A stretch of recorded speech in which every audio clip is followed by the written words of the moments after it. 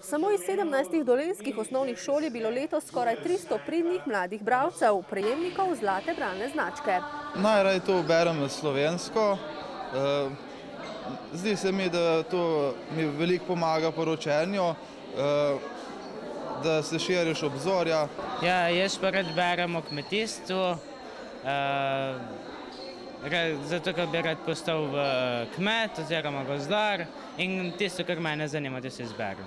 Me veseli, da mladi še vedno berejo, kljub temu, da smo se pred leti bali, ker je bilo toliko drugih mikavnejših medijev, saj mislili smo, da jih bojo preokupirali in bojo pustili knjigo, ampak glede na to, da je vsako leto večje število učencev.